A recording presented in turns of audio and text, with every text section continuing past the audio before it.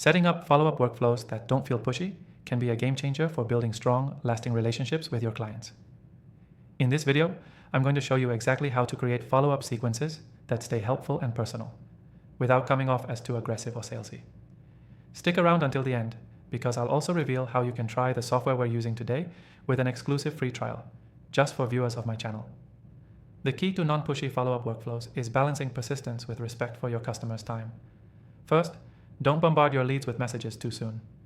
The trick is to build a sequence that provides value at every touch point. You want to space out your follow-ups, offering helpful information, answering potential questions, and addressing concerns. But each message should feel like it's there to help, not to sell. Start by defining your customer journey. Map out where the person is in the process. Are they just learning about your service? Are they ready to make a decision? Each stage requires a different approach. For instance, early stage leads might get content that educates them, while later stage leads could receive product demos or case studies that show how your service solves real problems. Once you've got your stages defined, the next step is setting the right frequency for your follow-ups. Sending messages too frequently can feel overwhelming, so try spacing them out.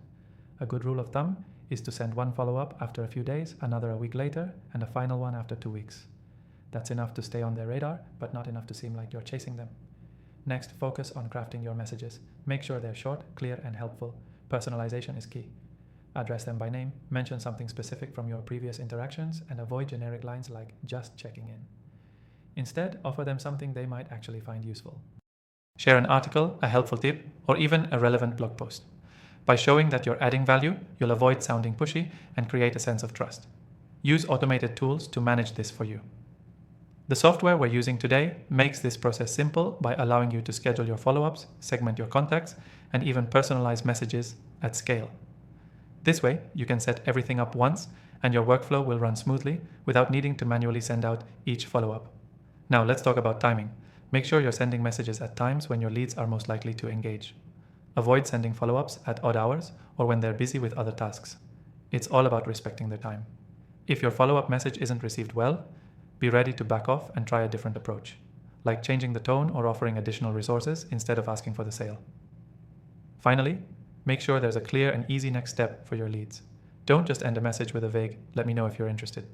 Always guide them to what you want them to do next, whether it's scheduling a call, watching a demo, or checking out a case study. Clear calls to action create confidence and let them know what to do if they're interested.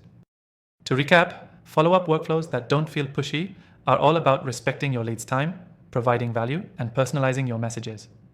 By using the right frequency, crafting helpful messages, and automating your workflow, you can stay top of mind without coming off as too aggressive. Remember, the exclusive free trial for the software we use today is available in the description below. It's a great way to follow along and set up your own non-pushy follow-up workflows. So take advantage of it before it's gone.